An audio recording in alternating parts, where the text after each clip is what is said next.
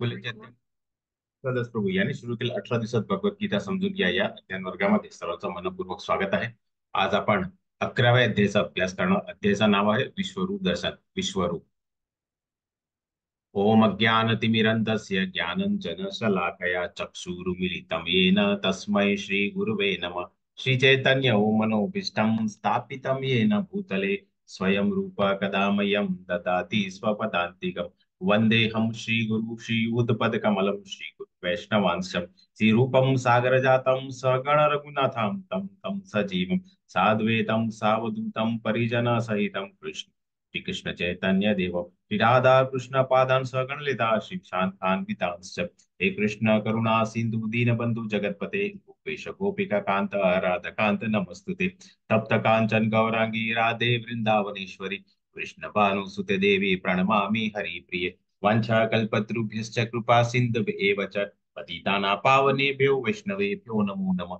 अनंत कोटि वैष्णव वृंद की जय. श्रीला प्रभुपाद की जय. श्रीमद भगवद गीता की जय. सद्गुरुदेव की जय. नमो विष्णु पदाय कृष्ण पृष्ठाय भूतले श्रीमदे जया पताका स्वामी दिन नमो आचार्य पदाय निताय कृपा प्रदाय ते गौर कथा दाम दयान गगरम तारिणे नमो विष्णु पदाय कृष्ण पृष्ठाय भूतले श्रीमदे भक्ति वेदांत स्वामी दिनामि नमस्ते सरस्वती देवी गौरवाणी प्रचारिणी निर्विशेष शून्यवादी पाश्चात्य देश तारिणी. जय श्री कृष्ण चैतन्य प्रभु नित्यानंद श्री अद्वैत गदाधरा श्रीवासादि गौर भक्तवृंद. हरे कृष्ण कृष्ण कृष्ण हरे हरे हरे राम राम राम हरे हरे. हरे कृष्ण सर्वांना पुन्हा एकदा स्वागत आहे आजच्या अध्ययन वर्गामध्ये. आज आपण 11व्या अध्यायाचा अभ्यास करणार आहोत.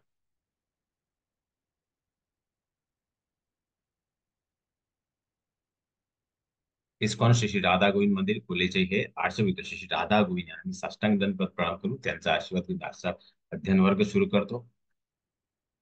इस्कॉनचे संस्थापक आदर्श श्रीला प्रभुपाद यांनी साष्टांग दंडवत प्रणाम करून त्यांचे आशीर्वाद घेतले. नमनेश्वरदास प्रभू ज्यांनी अध्ययन वर्ग सुरू केला त्यांनाही साष्टांग दंडवत प्रणाम करून आशीर्वाद घेतो. जय पताका स्वामी गुरु महाराज त्यांनाही साष्टांग दंडवत प्रणाम करून त्यांचा आशीर्वाद. अनेक कृष्ण भक्त आहेत जे वेगवेगळ्या सेवा करतात त्यांना माझा सादर नमस्कार.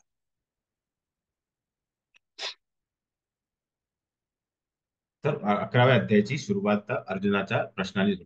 अर्जुन उवाच मद्नुग्रहाय परम गुह्यम मध्यम मतम आत्मसंनितं यत्तो यक्तं वचस्तेन को अयम विगतो मम.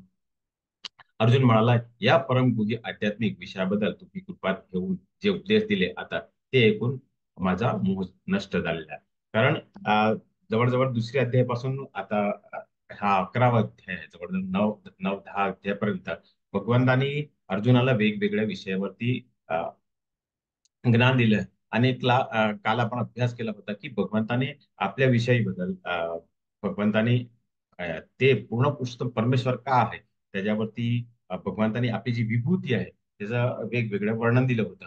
म्हणून आता अर्जुनाला कळालं की हे भगवंत आहे आणि कुठेतरी त्यांचीच ही योजना आहे की जे काही अधर्मी आहे त्यांचं वध केलं पाहिजे.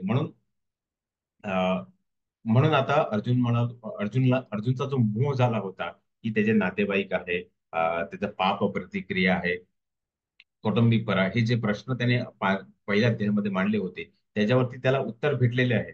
परंतु आता आपण भौतिक जगामध्ये राहतात आणि तुम्हाला माहित आहे की आपण ज्या देशामध्ये राहतात ते आणि वेगवेगळ्या जे राज्यामध्ये आपण स्थायी झाले तिकडे वेगवेगळ्या संप्रदाय पंथ आहे. त्याचे जे अध्यक्ष आहे, गुरु आहे, त्याचे जे स्वामी आहे, साधू महाराज आहे, ते स्वतःला भगवान म्हणतात. तर भगवंताचा आपण जेव्हा पराशर मुनीची आपण व्याख्या घेतली होती तेव्हा आपण अभ्यास केला होता की जे षड ऐश्वर्य परिपूर्ण आहे ते भगवंत आहे. आणि भगवंत आणखीन कोण आहे तर भगवंत जे विश्वरूप दाखवू शकतात ते त्याला भगवान म्हणतात. म्हणून अर्जुनाने कसं का म्हटलं, कारण आता जर आपण कोणचे साधू बाबा के जे आध्यात्मिक जे वेगवेगळे संप्रदाय आणि पंथचे गुरु आहे ते जर त्याला स्वतःला भगवान म्हणतात तर ते आपल्याला विश्वरूप दाखवू शकेल का. तर म्हणून अर्जुनाने आता ही चौकशी केली आहे आपल्यासाठी की भगवंत षडश्वरत आहेत पण ते तेव्हा आपण केव्हा आपण त्यांना भगवान म्हणून स्वीकारलं पाहिजे हे आता आपण अर्जुननी आपल्याला अर्जुन भगवान श्रीकृष्णाला प्रश्न विचारणार ते आपण पुढे अभ्यास करूया. हे कमाल नाही ना, जीवाच्या उत्पत्ती आणि लयबद्दल मी तुमच्याकडून सविस्तरपणे ऐकले आणि अ, आहे, आणि मला तुमच्या अगाध अव्ययी महात्म्याची अनुभूती झाली. जसं आपण भगवंताचं जे विस्तरण आपण अभ्यास केलं होती महातत्व, जे त्याला आपण कारणोदक्ष विष्णू म्हणतात. नंतर जे सृष्टीची निर्मिती करते ते गर्भोदक आहे विष्णू, आणि सर्वात मध्ये जीव, चेतन अचेतन हा सर्वांमध्ये जीव असे ते परमात्मा जसे क्षीरोदक आहे विष्णू म्हणून आपण अभ्यास केला आहे. हे पुरुषोत्तम पुरुषोत्तम म्हणजे परमपुरुष, ज्यांना सगळ्या प्रश्नाचे उत्तर माहित आहे. परमेश्वर, तुम्ही स्वतः वर्णन केल्याप्रमाणे तुमचे मूळ स्वरूप मी जरी माझ्या समोर पाहत असेल, तरी या प्रकृती सृष्टीत तुम्ही कसे प्रविष्ट झाले आहे ते मी पाहू इच्छा. पण आता भगवान, आता अर्जुनाचा प्रश्न पडला की ते सर्व गोष्टीमध्ये ते मूळ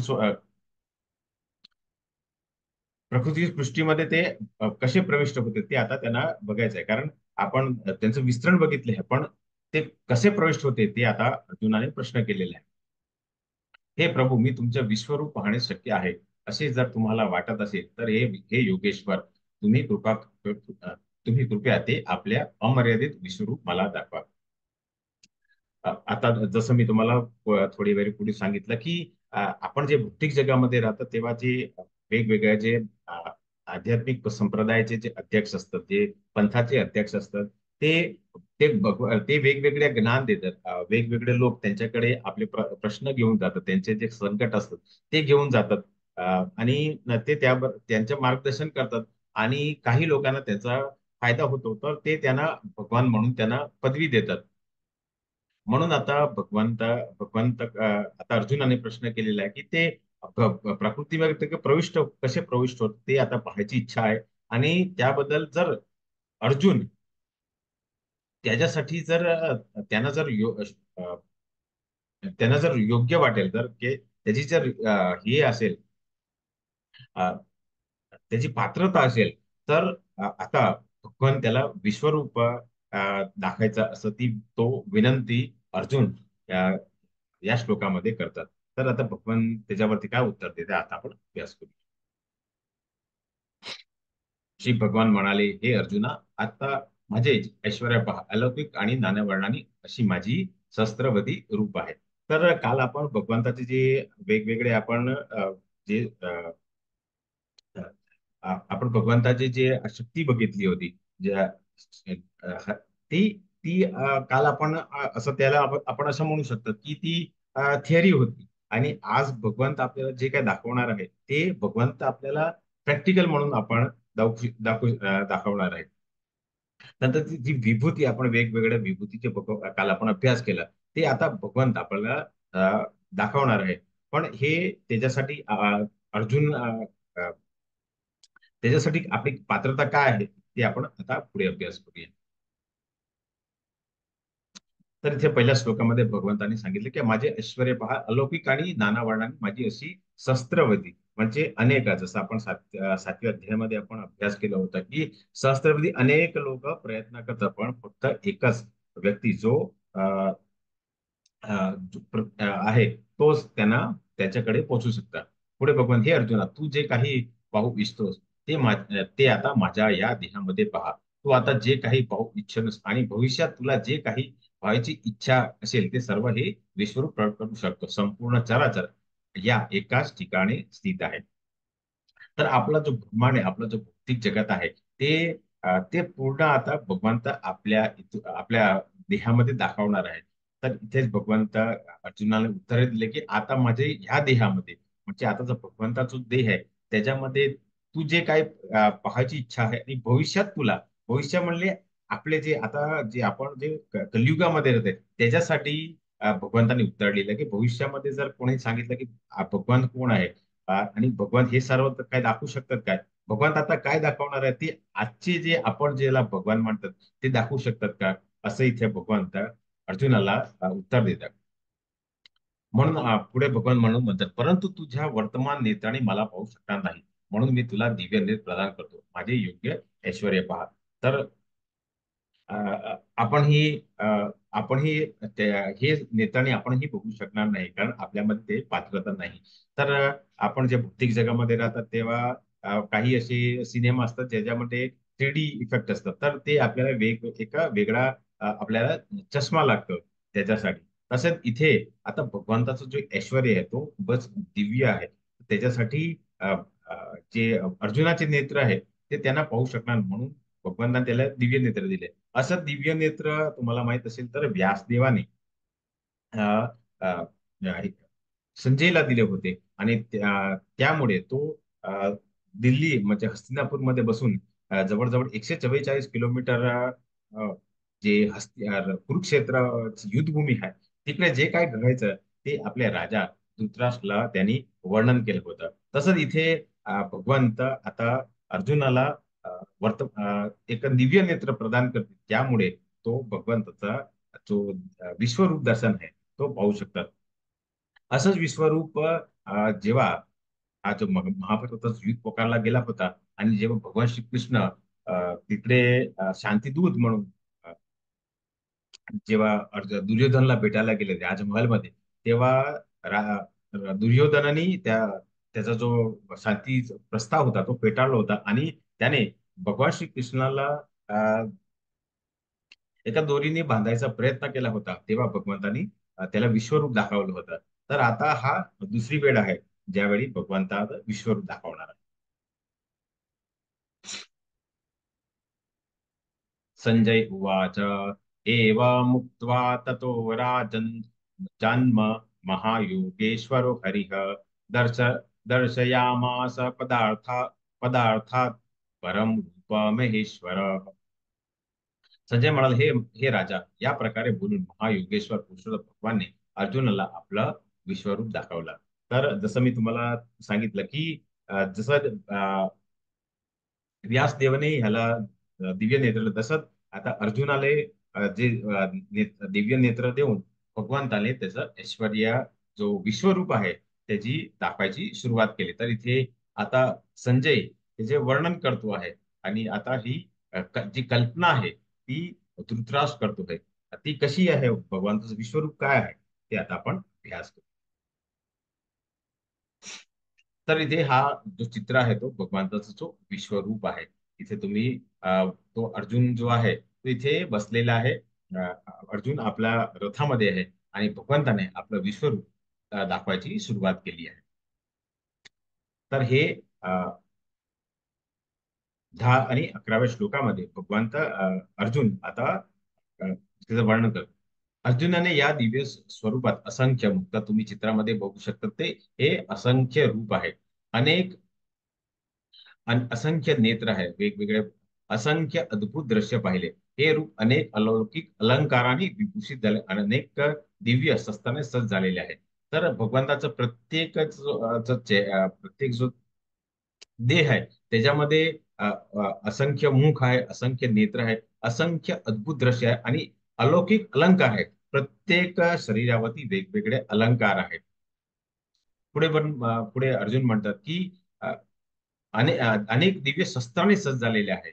शस्त्र पण प्रत्येकाच्या हातामध्ये वेगवेगळे आहे. या विश्वरूपाने अनेक दिव्य वस्त्र, हे तुम्ही वस्त्र पण वेगळेच आहे. आणि माळा, हे प्रत्येकाच्या गळ्यामध्ये वेगवेगळी माळा आहे. आणि अनेक दिव्य सुगंध द्रव्य त्याचं शरीर लेप झालेले आहे.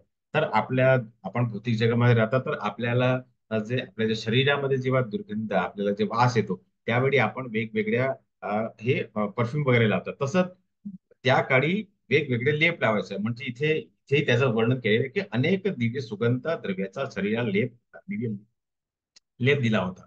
विश्वरूपाच्या बाबतीत सर्वच अद्भुत तेजस्वी अनंत आणि सर्वव्यापी. तर इथे पूर्ण ब्रह्मांडामध्ये जे पूर्ण आकाशामध्ये जितके तुम्हाला कुठेतरी जितकी जागा होती ते सर्वांमध्ये भगवंताने आपला विश्वरूप असं अर्जुनाला दाखवलं. पुढे हेच वर्णन आता अर्जुन करतात की आकाशामध्ये एकाच वेळी जर 1000 सूर्याचा उदय झाला तर कदाचित त्याचं तेज भगवंताचा विश्वरूपातले तेजाला बरोबर करू शकेल. तर अ, आपण आपण जेव्हा आपण ज्या भौतिक जगामध्ये राहतात तिकडे फक्त एकच सूर्य सकाळी जेव्हा सूर्य उदय होतो तर तेव्हा कसं पूर्ण जग कसं तो तेज होऊन जातात.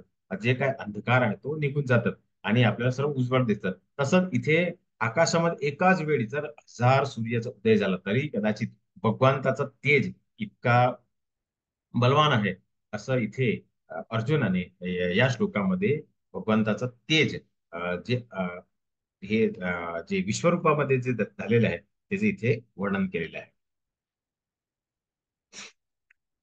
त्याच वेळी अर्जुनने भगवंता विश्वामध्ये एकाच ठिकाणी स्थित असलेल्या परंतु अनंत ग्रहामध्ये विभागलेल्या ब्रह्मांडाची विस्तृत रूप पाहिली. तर तुम्ही चित्रामध्ये बघू शकता भगवंत आहे.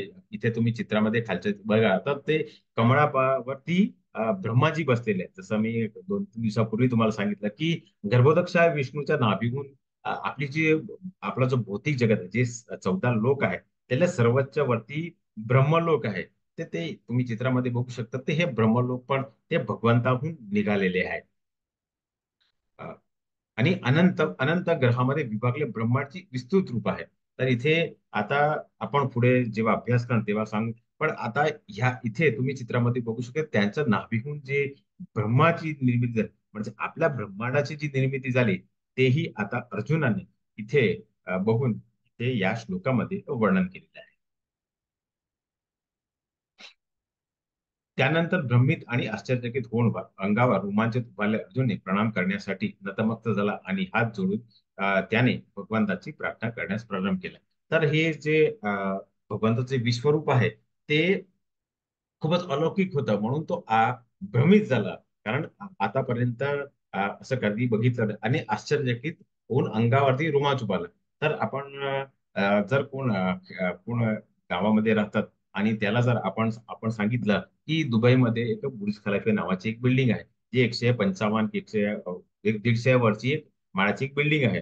तर तो जेव्हा तिकडे जाणार तर तोही भ्रम होऊन जाईल आणि तोही आश्चर्य होईल. कारण आपण ज्या गावामध्ये छोट्याशा गावामध्ये राहतात तिकडे जास्तीत जास्त आपण 2 का 3 माळाची घर असतात. तर एवढे मोठा बिल्डिंग तर त्याने कधी बघितलं नसेल तर तोही भ्रमित आणि आश्चर्यचकित होतो. तसंच इथे ज्याने अर्जुनाने फक्त आपला सखा म्हणून त्याने अनेक वेळा भगवंताशी मैत्री म्हणून वागले होते. पण आता त्यांनी प्रत्यक्ष आणि प्रथमच वेळा भगवंता जो विश्वरूप आहे तो बघितल्यावरती तो भ्रमित आणि आश्चर्यचकित झाला आणि त्याच्या अंगावरती ते रोमांच उभारला आणि आता अर्जुन प्रणाम करायसाठी नतमस्तक झाला. कारण जेव्हा आपण काही चांगली वस्तू बघतात तेव्हा आपल्या तोंडावर निघते ओ काय सुंदर भगवंताची लीला आहे की भगवंताने काय नैसर्गिक प्रकृती निर्मिती केली आहे. तसंच जेव्हा अर्जुनाने हे बघितलं तेव्हा तो प्रणाम करण्यासाठी नतमस्तक झाला आणि हार जोडून त्यांनी भगवंताची प्रार्थना करण्यास त्यांनी प्रारंभ केला. असं या श्लोकामध्ये अर्जुनाने विश्वरूप बघल्यानंतर भगवंताला प्रार्थना आणि प्रणाम करायची सुरुवात केली.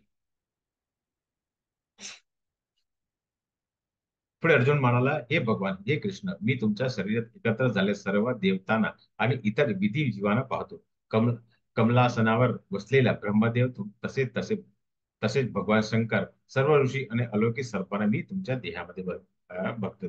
जसं मी पूर्वी दोन स्लाइड पूर्वी वर्णन केलं की आता शरीरामध्ये कधी सर्व देवी देवता आहे. कारण भगवंतानी वेगवेगळ्या देवी देवतांची निर्मिती केली, विस्तरण केलं आहे. कारण सर्व गोष्टी ते स्वतः करू शकत नाही म्हणून त्याने वेगवेगळ्या देवी देवतांना विस्तरण केले आहे. इथे त्या इथे इथेही हेच वर्णन केले आहे की कमलासनावर बसलेला ब्रह्मदेव जसं आपण चित्रामध्ये बघू शकतो की त्यांच्या नाभीकडे ब्रह्माजी जो कमलासनावर बसलेले आहेत. सर्व ऋषी अलौकिक सर्प तर सर्प पण वेगवेगळ्या अलौकिक आहे मी तुमच्या देहामध्ये पाहतो. तर हे वेगवेगळ्या शरीरामध्ये भगवंताचा हे शंकर नंतर ब्रह्माजी आणि सर्व ऋषी आणि सर्व अलौकिक संपन्ना अर्जुनाने पाहिल्यावरती त्याने या श्लोकामध्ये वर्णन केले. पुढे अर्जुन म्हणते, हे विश्वेश्वर, हे विश्वरूप, तुमच्या देहामध्ये मी अमर्यादित आणि सर्वत्र प्रश्न असंख्य भुजा म्हणजे त्यांचे असंख्य हात आहे तुम्ही चित्रामध्ये बघू शकता. उदर आहे म्हणजे पोट आहे, मुख आहे, तोंड आहे आणि नेत्रा पाहतो. तुमच्या मला आधी मध्य आणि अंत काहीच दिसत नाही. कारण भगवंत कधी जो जन्माला येतो त्याचा अंत त्याची आधी आणि त्याचा अंत असतो. परंतु भगवंत अवतीर्ण होतात त्यांचा कधी जन्म होत नाही म्हणून ते आधी मध्य आणि अंत त्यांना कुठेही दिसत नाही. असं या श्लोकेद्वारा अर्जुनाने भगवंताचं वर्णन केलेलं आहे. तुमचे रूप अत्यंत तेजपुंज असल्याने ते पाहणे कठीण आहे. हे तेज प्रज्वलित अग्नी किंवा सूर्याच्या अपरिमित तेजामुळे सर्वत्र व्यापलेले आहे. तरी अनेक मुकुट, गदा आणि चक्र सुशोभित झाले हे कांतिमांनी सर्वत्र पाहतात. तर भगवंत इथे चतुर्भुजामध्ये बघू की अनेक मुकुट, गदा आणि चक्र. कारण आपण जे चतुर्भुज जे भगवंताचं स्वरूप आहे त्याच्यामध्ये ते शंख, चक्र, गदा, पद्म हे त्यांच्या हातामध्ये असतात. तर ह्याचं वर्णन या श्लोकामध्ये अर्जुनाने केलेलं आहे. पुढे अर्जुन म्हणतात, तुम्ही परम अक्षर ज्ञेय आहेत. या संपूर्ण विश्वाचे परम आश्रयस्थान तुम्ही आहेत. तुम्ही अव्ययी आणि पुरातन आहे. तुमचे शाश्वत धर्माचे पालक पुरुषोत्तम भगवान आहेत. हे माझे मत आहे. तर आता अर्जुनाला कळला की जेव्हा ते भगवंत आहे तेव्हा तो म्हणतो की तुम्ही परम आहे. म्हणजे ज्याच्याकडे सर्व प्रश्नाचे उत्तर आहे. अक्षर म्हणजे ज्याचा सरळ क्षर होत नाही, म्हणजे ज्याचा मृत्यू होत नाही, तो अक्षर आहे. या संपूर्ण विश्वाचे परम आश्रयस्थान. आश्रयस्थान म्हणजे जेव्हा आपण संकटामध्ये असतात, जेव्हा आपण सुकृतीचा आपण अभ्यास केला होता की जेव्हा संकटामध्ये असतात तेव्हा आपण कुठल्या आपण आश्रयस्थान काय असतं तर आपण देवाकडे जातात. म्हणजे ते विश्वाचे परम आश्रयस्थान आहे. तुम्ही आहेत. तुम्ही अव्ययी आणि पुरातन आहे. अव्ययी म्हणजे ज्याचा व्यय होत नाही आणि पुरातन म्हणजे सगळ्यांत ते जुने आहे, असं पुरातन आहे. तुम्ही शाश्वत. शाश्वत म्हणजे अनेक वर्षापासून ते इथे अवतीर्ण झालेले आहे वेगवेगळ्या काळामध्ये आणि वेगवेगळ्या युगामध्ये. म्हणून ते शाश्वत धर्माचे पालक आहे.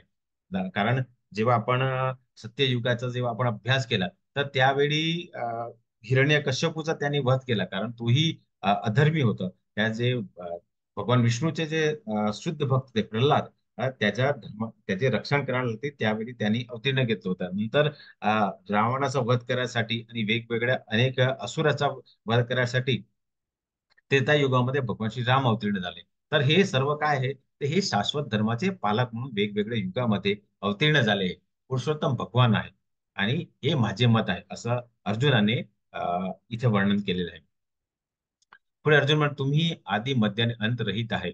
जसं मी पूर्वी पण सांगितलं, तुमचा महिमा अगाध आहे. तुम्हाला असंख्य बाहू आहेत. चंद्र आणि सूर्य तुमचे नेत्र आहेत. तर आता आपण हे दोन हे जे दोन देव आहेत, सूर्य आणि चंद्र, हे आपण साक्षात बघू शकतात. हे भगवंताचे नेत्र आहे. म्हणून आपण सूर्यदेव आणि चंद्रदेव आपण असं म्हणतात. कारण हे भगवंताचे नेत्र आहे आणि हे भगवंताची एक विभूती आहे. तुमच्या मुखातून बाहेर पडणाऱ्या अग्नी संपूर्ण विश्वाला तुमच्या तेजाने तप्त करीत असल्याने मी पाहतो. पुढे अर्जुन म्हणतो, तुम्ही एक एकट्यानेच संपूर्ण आकाश, ग्रहलोक आणि त्याचे मध्ये शरीर सर्व दिशा व्याप्त केल्या आहेत. हे महात्मा, तुमचे हे उग्र आणि अतिशय अद्भुत रूप पाहून सर्व ग्रह अतिशय व्यथित झाले. कारण अ, जेव्हा आपण कुठेतरी आपण फिरायला जातो की कुठेतरी आपण एका ग्राउंडावरती बसलेले असतात. अचानकच जर एक 400-500 जर तिकडे लोक आले तर आपण कसे आश्चर्यचकित होऊन जातात ते की अरे बापरे, किती लोक कसे इथे जमा झाले. तसंच इथे अर्जुन म्हणतात की तुमचे उग्र आणि अतिशय अद्भुत रूप पहा. कारण आतापर्यंत हे कोणी भगवंताने फक्त अर्जुनाच हे विश्वरूप दाखवलेलं आहे. कारण ज्यावेळी ते युद्ध स्थळावरती होते त्यावेळी अनेक लोक तिथे जमा होते, परंतु ते कोण बघू शकले नाही. कारण त्यांनी फक्त अर्जुनालाच हे दिव्य नेत्र दिले होते. आणि जे काही दिव्य नेत्र दिले होते त्यामुळे संजयही ते काही पाहू शकला. तर हे जे अद्भुत आणि उग्र आणि अतिशय जे अद्भुत जे रूप आहे ते सर्व ग्रह लोक म्हणजे फक्त आपलाच नाही तर अनेक ग्रह आहे ते व्यथित झालेले आहे. कारण त्यांनीही कधी असे भगवंताचे रूप पाहिले नव्हते. पुढे अर्जुन म्हणतात, सर्व देवतागण तुम्हाला शरण येऊन तुमच्या मध्ये प्रवेश करीत आहेत. त्यांच्यापैकी काही अत्यंत भयभीत झाल्यामुळे हात जोडून तुमचे प्रार्थना करतात. महर्षीगण आणि सिद्धगण स्वस्ती, शांती असे म्हणून वैदिक स्तोत्रांनी गायन करून तुमची स्तुती करतात. तर आता जसं आपल्याला माहित आहे की जेव्हा आपण कुठे बाहेर फिरायला गेले, कुठे आपण कामावरती गेलो तर शेवटची आपण कुठे येतात तर आपल्या घरी येतात. तर आपलं घर कुठलं आहे, आपला जो देह, आपला जो आत्मा आहे त्याचं घर कुठे आहे तर तो भगवान श्री कृष्ण आहे, शाश्वत नाम आहे. तर जसे हे वेगवेगळे देवी देवता आहे आणि वेगवेगळ्या महर्षीगण आणि सिद्धगण आहेत ते ते काय आहे तर ते पण परत कुठे जाणार आहे तर भगवंताचकडे जाणार आहे. हा.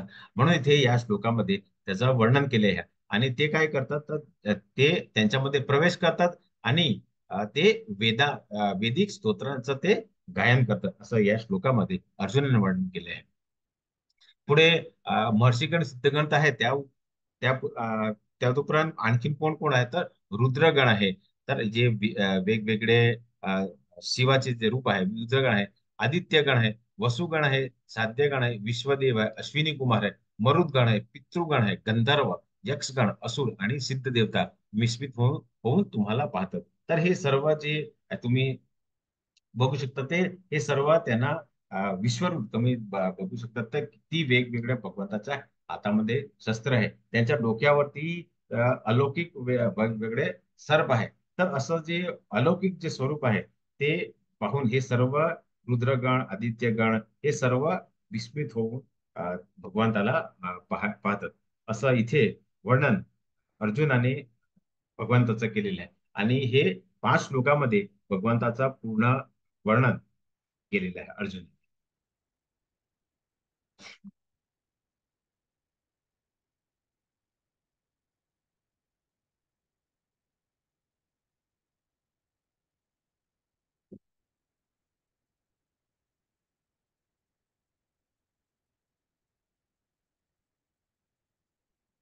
हे महाबाहू, देवतासहित सर्व लोक तुमचे अनेक नेत्र, मुख, भुजा, जागा, पाय, उदर आणि अनेक विक्राळ अकराड विक्राळ दाढा असणारे महाकाय रूप पाहून अतिशय व्यथित झाले आहे. आणि त्यांच्या प्रमाणेच मी सुद्धा व्यथित झालो आहे.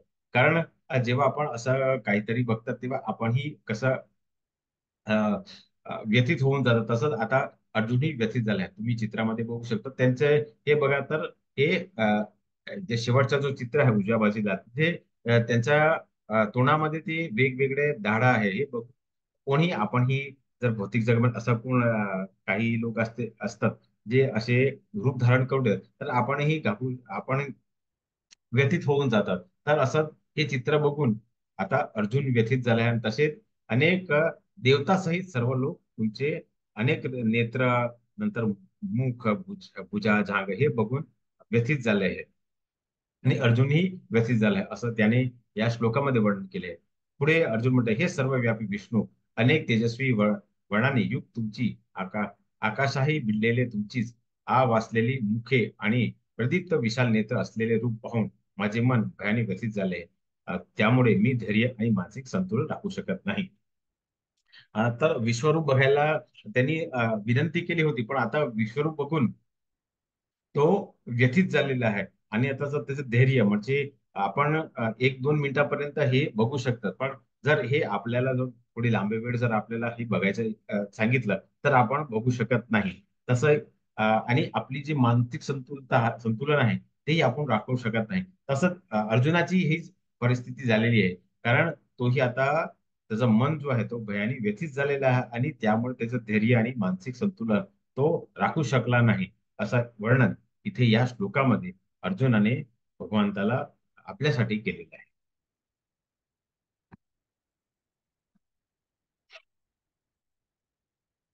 पुढे म्हणतात स्वपक्षीय राजासहित सर्व धृतराष्ट्र भीष्म द्रोण कर्ण आणि आमची पक्षातले मुख्य योद्धा पण तुमच्या मुखात त्वरित प्रवेश करीत आहेत. तर इथे तुम्ही बघू शकता तर हे इथे ह्या इथे तो काय बघतो तर स्वपक्षीय राजासहित सर्व धृतराष्ट्र पुत्र तर धृतराष्ट्राचे 100 पुत्र होते ते भीष्म म्हणजे भीष्म पितामह त्यांचे आचार्य द्रोण त्यांचा मोठा भाऊ कर्ण आणि आमच्या पक्षातले मुख्य योद्धे तर असे काही योद्धा आहेत ते तुमच्या मुखात प्रवेश करीत आहेत. काही जर तुमच्या दाढामध्ये तर भगवंताचं आपण गेल्या स्लाइड मध्ये बघितलं की त्यांचे जे दाढ होते त्याच्यामध्ये अडकून त्यांच्या मस्तकाचा चुराडा झालेल्या मला दिसत आहेत. कारण भगवंत ते बलवान आहे शक्तिशाली असल्यामुळे त्यांचा ते मस्तक पण चुरडा करू शकतात असं वर्णन या श्लोकामध्ये अर्जुनाने केलेलं आहे. पुढे अर्जुन म्हणतात की ज्याप्रमाणे नद्याचे अनेक प्रवाह समुद्रात प्रवेश करतात त्याचप्रमाणे हे सर्व महान योद्धे प्रज्वलित होऊन तुमच्या मुखामध्ये प्रवेश करतात.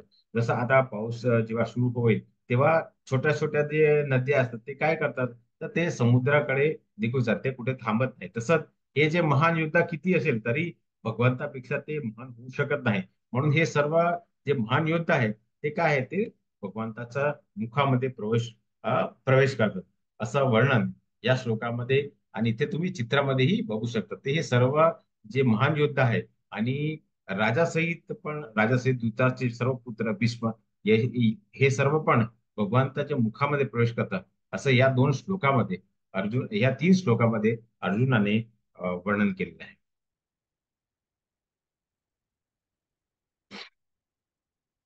श्री भगवान उवाच कालोऽस्मि लोकक्षय प्रवृद्धो लोकान् समार्मि प्रवृतः ऋते अपि त्वां न भविष्यन्ति सर्व ये अस्ति प्रत्यनीकेषु योद्धाः. श्री भगवान मला जगाताचा जगाताचा विनाश करणारा काळ मीच आहे आणि सर्व लोकांचा संहार करण्यासाठी मी या ठिकाणी आलो आहे. तुझ्या व्यतिरिक्त पांडव व्यतिरिक्त दोन्ही सैन्यातले सैन्यांना विनाश होणार आहे. तर आपण पहिल्या दिवशी आपण काळ काळ म्हणजे आपण अभ्यास केला की वेळ ते प्रत्येकाचा जीवनामध्ये एक वेळ असते, तोपर्यंत तो या भौतिक जगामध्ये राहतो. नंतर काळ स्वरूपाचे त्याचा मृत्यू होतं. तर भगवान इथे म्हणतात की आता हा जो युद्ध पुकारला गेला आहे त्याच्यामध्ये फक्त पांडव हे राहणार आहे, बाकीचे सर्वांचा मी विनाश करणार, सर्व लोकांचा मी संहार करणार. म्हणून मी त्यांचा काळ म्हणून इथे आलेले आहे, असं भगवंत अर्जुनला सांगतात. कारण भगवंताला असं वाटतं की कुठेतरी मला धर्माची स्थापना करायच्यासाठी जे अधर्मीय आहे, कारण असं नाही की जे पांडवाच्या बाजूमध्ये जे युद्ध करायला ते धर्मी होते, नाही, ते पण कुठेतरी ते अधर्मी करायचे. पण त्यांना जास्त अधर्मी आणि कमी अधर्मी त्याच्यामध्ये त्यांना जर निवडणूक करायची असती तर त्यांनी काय केलं, तर धर्माच्या बाजूमध्ये होते तिकडे ते युद्ध करायला थांबले. म्हणून भगवंत ते म्हणतात फक्त मी पांडू जे आहे पाच, त्याशिवाय बाकी सर्वांचा मी वध करेल, कारण मी त्यांचा काळ म्हणून इकडे आलेलो आहे, असं या श्लोकामध्ये भगवानाने आपला काळ म्हणून वर्णन केले आहे. आणि आपण पहिल्या दिवशी आपण जे चार गोष्टीवरती आपलं नियंत्रण नाही, त्यातलं एक काळ काळ म्हणजे भगवान श्रीकृष्ण आहे, त्याच्यावरती आपलं नियंत्रण नाही, फक्त आपलं नियंत्रण आहे आपल्या कर्मावरती. तर काळ म्हणजे भगवान श्रीकृष्ण आहेत, असं या श्लोकेद्वारा आपण समजून घेऊया. पुढे भगवान म्हणते, म्हणून उठ युद्धास तयार हो आणि यश प्राप्ती कर, शत्रूवर विजय मिळव आणि समृद्ध राज्याचा उपभोग घे. माझ्या योजनेनुसार त्याच्या पूर्वीच मृत्यू झाला आहे आणि हे सर्व सव्यसाची युद्धामध्ये तू केवळ निमित्त मात्र होऊ शकतात. म्हणून भगवान म्हणतात की तू आता उठ, युद्ध तयार कर आणि यश प्राप्ती, कारण जेव्हा धर्माची स्थापना होणार आहे, तर जसं त्या भगवंताने आपल्याला दुसऱ्या अध्यायामध्ये आपण अभ्यास केला होता की युद्ध जेव्हा होतं तेव्हा क्षत्रियाचा तेव्हा त्या दोनच गोष्टी होतात. एक, त्याला एका पूर्ण जर त्याला यश मिळाला तर त्याला पृथ्वीचं सम्राट पद मिळणार, आणि जर त्याचा मृत्यू झाला तर त्याला स्वर्ग प्राप्ती होणार, म्हणजे त्याच्याकडे दोघा गोष्टीमध्ये आनंद आहे. तसे इथे भगवान म्हणतात की तू आता त्यांनी पहिल्या श्लोकामध्येच भगवंतांना अर्जुनाने सांगितलं की त्याचा जो मोह आहे तो नष्ट झालेला आहे. म्हणून आता भगवान त्याला म्हणतात की म्हणून उठ, युद्धास तयार हो आणि यश प्राप्ती कर, शत्रूवर विजय मिळव आणि समुद्र राज्याचा उपभोग घे, जसं सम्राट पद मिळेल. माझ्या योजनेनुसार त्यांचे पूर्वीच मृत्यू झाले, म्हणजे त्यांचा मृत्यू झाला, पण फक्त तू एक निमित्त म्हणून इथे हो. आणि सव्यसाची म्हणजे हा एक अर्जुनाचं नाव आहे. सव्यसाची म्हणजे असा योद्धा जो दोन्ही हाताने अ, ती चालू शकतात, जो धनुष्य बाण आहे तो दोन्ही हाताने चालू शकतो, त्याला सव्यसाची म्हणतात. आणि युद्धामध्ये तू केवळ निमित्त मात्र होऊ शकतं. तर इथे उदाहरणामध्ये एका सुरीचं दिलेले आहे, म्हणजे का जे डॉक्टराकडे जे एक सर्जिकल नाईफ म्हणतात ते आहे. तर तुम्ही हे जी सुरी असते त्याच्यामध्ये तुम्ही डॉक्टरच्या हातामध्ये आली तर तो काय करणार, तो एका जो पेशंटला कॅन्सर काय आणखी काहीतरी शरीरामध्ये काहीतरी कुठल्या तरी अवयवाचा त्रास आहे, त्याला ऑपरेशन करून त्याला चांगला करू शकतात. आणि हेच जर सुरी कुठल्या एक असुराकडे आले तर तो गळा कापून त्याचा वध करेल. म्हणजे हा सुरी आहे तर ती एक निमित्त आहे चांगल्या आणि वाईट गोष्टीसाठी. तर भगवान इथे म्हणतात की मी सर्वाचा नाश केलेला आहे, फक्त तू फक्त या आज फक्त निमित्त म्हणून होऊन युद्ध कर, असं या श्लोकेद्वारा भगवान अर्जुनला सांगतात. द्रोण, भीष्म, कर्ण आणि इतर महान योद्धांना मी पूर्वीच मारलेले आहे, म्हणून तू त्यांचे वध कर आणि व्यथित होऊ नकोस. केवळ युद्ध कर, यामुळे युद्धात ते तू शत्रूवर विजय प्राप्त करतील. कारण आपण काही वेळा आपण अभ्यास केला आहे की जे काय आपण करतात ते जेव्हा आपण भगवंताच्या प्रत्यार्पण करत, विष्णूच्या प्रत्यार्पण करतात, तेव्हा ते कर्मयोग होऊन जातात. आणि जेव्हा आपण कर्मयोग करतात तेव्हा आपल्याला पापातून आपण मुक्त होऊ शकतात. म्हणून इथे भगवान म्हणतात की द्रोण, भीष्म, कर्ण हे सर्वांचं त्यांनी पूर्वीच मारलेले आहेत. फक्त त्यांचं आता तू त्यांचा वध कर आणि व्यथित होऊ नको, कारण तू कर्म करणार आहे. आणि क्षत्रियाचा तुझे विहित कर्म केल्यावरती तुला पाप लागत नाही. आणि आपण काही वेळा हे आपण उदाहरण पण घेतलंय. तर यामुळे युद्धामध्ये तू शत्रूवर विजय प्राप्त करू शकतोय, असं इथे भगवंत अर्जुनला सांगतात की तू कुठल्याही गोष्टीवरती तू युद्ध केला आणि तू जर त्याचा वध केला तर तुला पाप प्रतिक्रिया लागणार नाही, असं या श्लोकामध्ये भगवंतांनी अर्जुनला सांगितलेले आहे.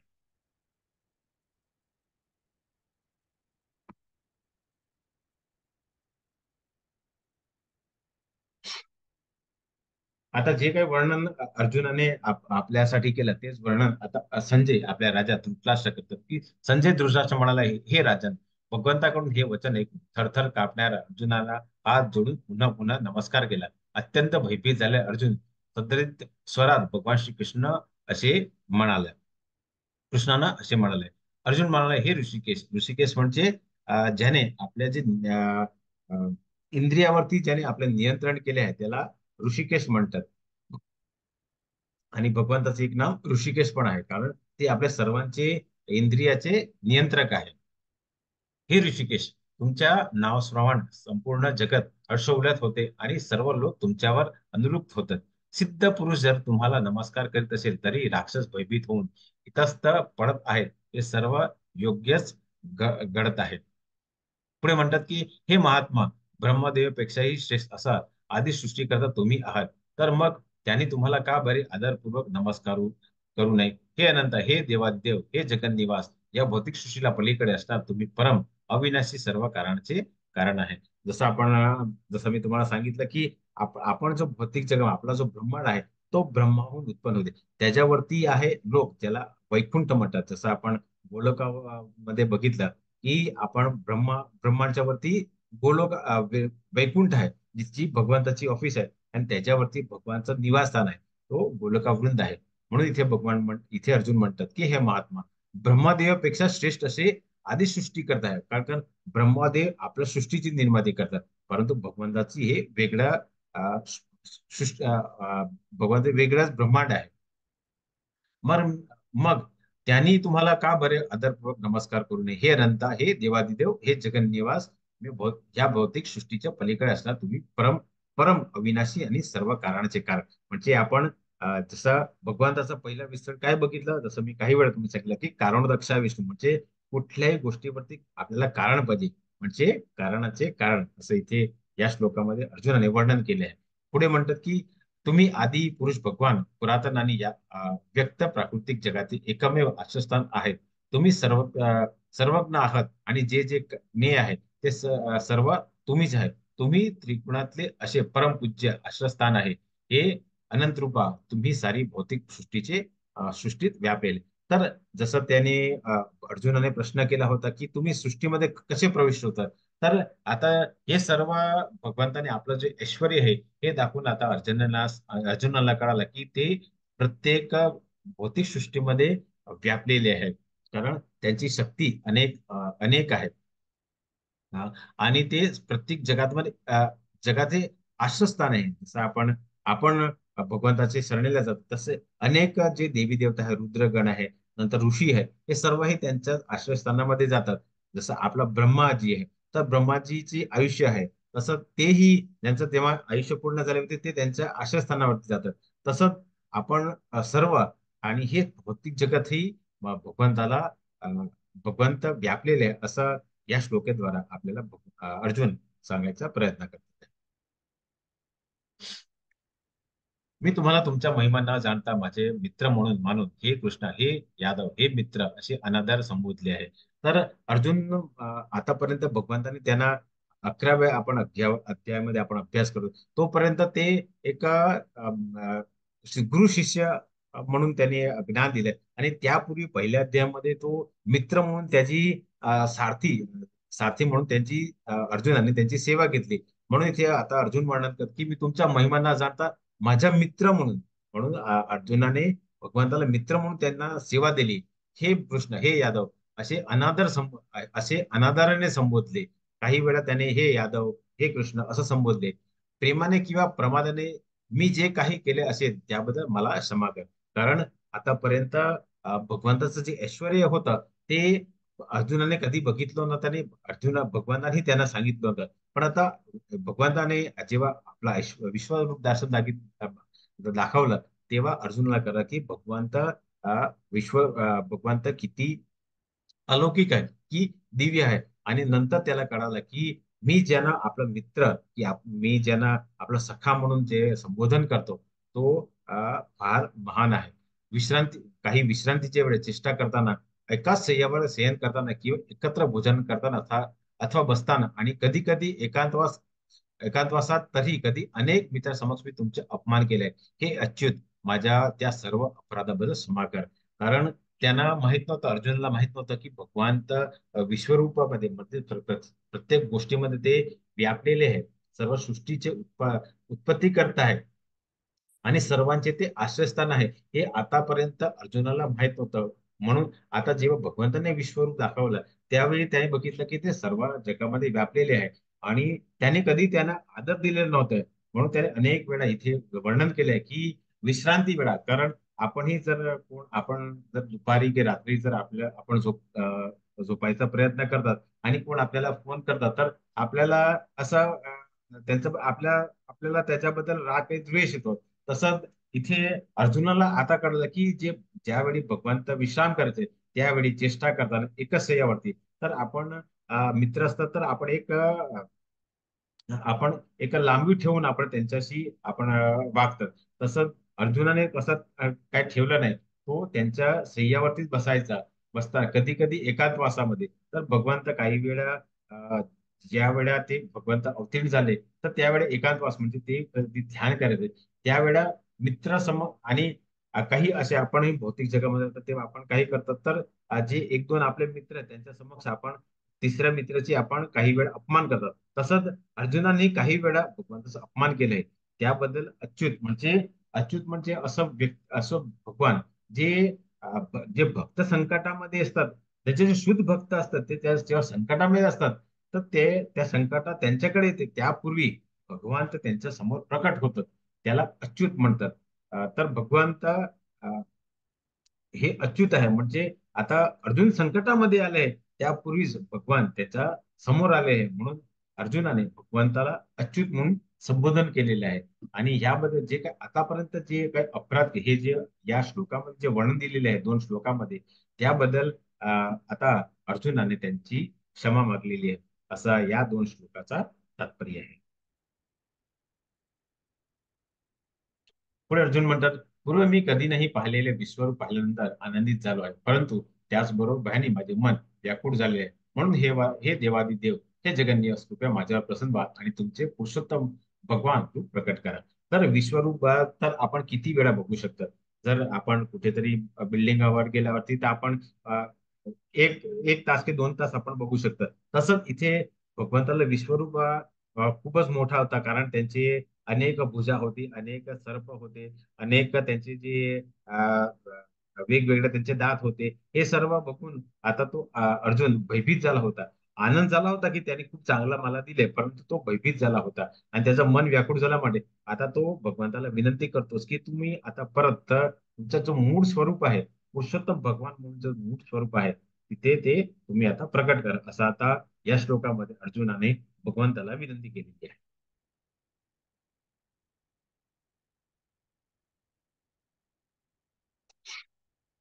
श्री भगवान म्हणाले, हे अर्जुना, मी तुझ्यावर प्रसन्न होऊन माझे अंतरंग शक्तीद्वारे या प्रकृती जगात हे परमेश्वर परमश्रेष्ठ रूपात तुला दाखवले. तुझ्यापासून पूर्वी कोणीच हे अनंत तेजोमय आणि आद्य रूपाला पाहिले नाही. जसं मी तुम्हाला सांगितलं की तिकडे जवळजवळ 60 कोटी लोक युद्ध करायला होते, पण भगवंताने कोणाला हे आपली जी अंतरंग शक्ती, भगवंताची अंतरंग शक्तीद्वारा हे परमश्रेष्ठ म्हणून जे रूप आहे ते फक्त अर्जुनाला दाखवलं आहे.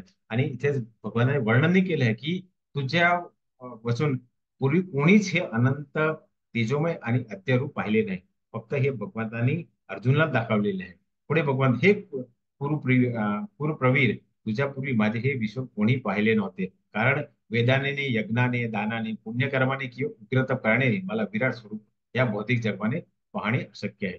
जसं मी तुम्हाला काही वेळा सांगितलं, आपण 17 आणि 18व्या अध्यायामध्ये अभ्यास करणार आहे की तुम्ही कितीही वेदांत ध्यान केलं, आपण पुढेही अभ्यास केला होता की आपण यज्ञ केला, दान केला, पण आपण जर भगवंताचं स्मरण केलं तर आपण भगवंताकडे पोहोचू शकतात. तर इथे भगवान हेच आपल्याला या श्लोकामध्ये सांगतात की तुम्ही कितीही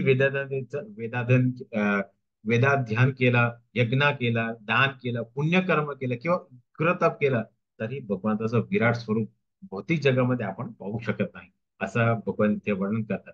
माझे हे भयंकर रूप पाहून तू व्यथित आणि भ्रमित झाला आहे. आता ते रूप मी तू समाप्त करतो. हे मत भक्ता, सर्व क्लेशातून मुक्त हो.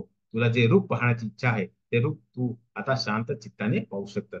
तर आता भगवंताचं विराट स्वरूप नंतर भगवंतांनी काय केलं, तर आपलं जो दिव्य स्वरूप आहे, जसे चतुर्भुज आहे, शंखचक्र गदापद्म, हे आपण चित्रामध्ये बघू शकतो. ते रूपामध्ये हे भगवंत त्याच्या समोर प्रकट झालेले, कारण ते रूप पाहायची त्याची इच्छा होती.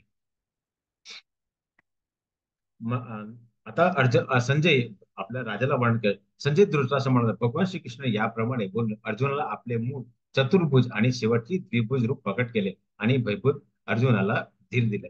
कारण भगवंताचं मूळ स्वरूप चतुर्भुज आहे, परंतु भगवंत आता ह्या युगामध्ये, द्वापर युगामध्ये काय आहे, तर ते अवतीर्ण झाले मनुष्य रूपामध्ये. तर आपण आपल्या मनुष्यामध्ये काय असतात, तर आपल्याकडे दोन हात असतात, दोन पाय असतात, दोन डोळे असतात. तर हे चतुर्भुज नाही, तर भगवान अर्जुनाला कुठला रूप पाहिजे, तर हे श्याम सुंदर मुरली मनोहर, जे त्यांचा जो दिव्य स्वरूप आहे, द्विभुज आहे, ते रूप मध्ये त्यांनी आतापर्यंत स्वीकारलंय, म्हणून ते परत चतुर्भुजाहून परत ते द्विभुजामध्ये श्याम सुंदर असं मुरली मनोहर, ज्याला दिव्य स्वरूप म्हटलं, ते रूपामध्ये अर्जुनासमोर प्रकट झाले. आणि ते आता अर्जुन ते स्वरूप बघून धीर झाला, असं वर्णन अर्जुनाने आपल्या संजयाने आपल्या राजा दासला केलेलं आहे. अर्जुनाने जेव्हा श्रीकृष्ण मूळ स्वरूप पाहिलं, तेव्हा तो म्हणाला, हे जनार्दन, हे अति सुंदर सुंदर मनुष्य रूपाने पाहून मी आता शांत चित्त झालो आहे आणि मी या आपल्या पूर्वस्थित आलो आहे. जसं मी तुम्हाला सांगितलं की भगवान जेव्हा अवतीर्ण झाले होते, तर ते मनुष्य रूपाने तर त्यांचा द्विभुज असं असतात. तर जेव्हा भगवंताने आपलं विश्वरूप आहे, तेव्हा अनेक भुज, अनेक मुख, अनेक त्यांचं नेत्र वगैरे आपण बघितलं होतं. नंतर ते चतुर्भुजाने आणि आता ते द्विभुजामध्ये येते, असं वर्णन अर्जुनाने केले की तुम्ही आता मूळ स्वर पाहून अ, हे अ, आता तो पूर्वस्थितीत आलेले आहे, त्याचं चित्त शांत झालेलं, असं वर्णन अर्जुनाने केले आहे. श्री भगवान म्हणाले, हे अर्जुना, आता तू माझे जे रूप पाहत आहेस त्याचे दर्शन होणे अतिशय दुष्कर आहे. देवता सुद्धा हे मधुर रूप पाहण्याची संधी प्राप्त करण्याची नित्य प्रयत्न करतात. तर भगवंताचं दिव्य रूप जो आहे द्विभुज, तेही सर्व देवतांना अ, अतिदुष्कर आहे. देवता सुद्धा हे मधुर रूप पाहू शकत नाही, जे अर्जुन पाहू शकतात.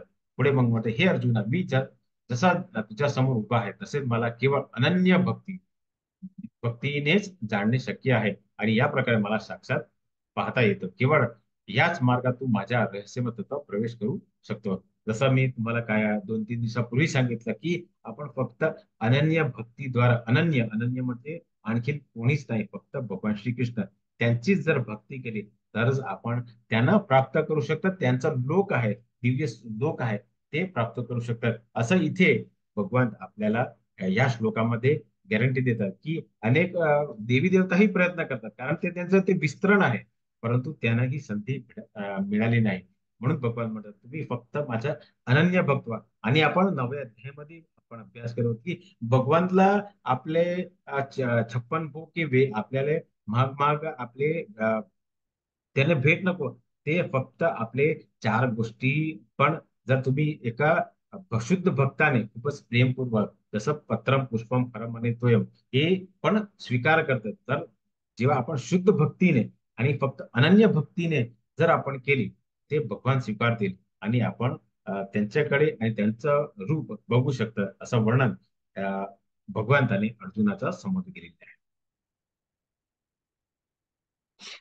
पुढे भगवान म्हणते, हे अर्जुना, मी जसा तुझ्या समोर उभा आहे तसेच मला केवळ अनन्य भक्ती योगाने जाणू शक्य आहे आणि या प्रकारे मला साक्षात पाहता येते. केवळ याच मार्गाने तू माझा रहस्यमय तत्व प्रवेश करू शकतात. जसं आपण मी तुम्हाला सांगितलं की हे द्विभुज आहे, श्याम सुंदर मुरली मनोहर. तर हे भगवंताचा जो मूळ स्वरूप आहे तो फक्त भक्ती योगानेच जाणू शकतात आणि तो केवळ काही तर अनन्य भक्तीद्वाराच पाहू शकतात. आणि हाच मार्ग माझा रहस्य मार्ग तत्वाचा प्रवेश करू शकतात, असा या श्लोकामध्ये भगवंत आपल्याला अर्जुनाच्या माध्यमाने सांगतात. पुढे भगवान म्हणतात, हे अर्जुना, जो सकाम कर्म आणि तर्कवादाच्या संघातून मुक्त होऊन माझ्या विशुद्ध भक्तीमध्ये संलग्न होतो, जो माझ्या प्रित्यात कर्म करतो, मला आपले जीवनाचे परम लक्ष्य मानतो आणि सर्व प्राणी मात्रांशी मित्रभावाने वागतो, निश्चितपणे मला प्राप्त होतं. इथे उदाहरण आपण 8व्या अध्यायामध्ये जेव्हा अजामिलाचं घेतलं होतं, कारण शेवटच्या शेवट पण त्याने काय केलं तर भगवान श्रीकृष्ण नारायणाचं नाव घेतलं. म्हणजे तुम्ही जर सकाम कर्म केलं आणि तर्कवाद संघातून मुक्त म्हणजे विशुद्ध भक्तीमध्ये संलग्न झाले. तुम्ही सकाम कर्म आणि तर्कवाद संघातून म्हणजे सकाम कर्म म्हणजे जे काम कर्म कर्म करतात ते आपल्याला बंधनामध्ये टाकतात, ते सकाम कर्म आणि तर्कवाद. कारण मी हे काय केलं तर असं होणार, ते काय केलं ते कर्म केलं तर तसं होणार, हे जे तर्कवाद हे संघातून आपण मुक्त जेव्हा होऊन जातात.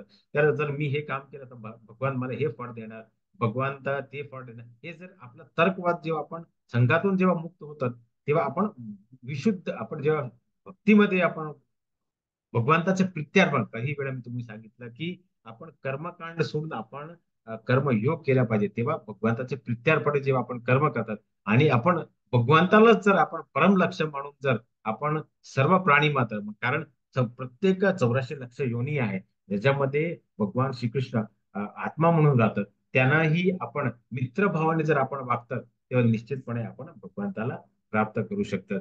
म्हणून इस्कॉनचे जे 4 नियम आहेत त्यातलं एक मांसाहारचा सोडायचा आहे. कारण मांसामध्ये पण जीव आहे.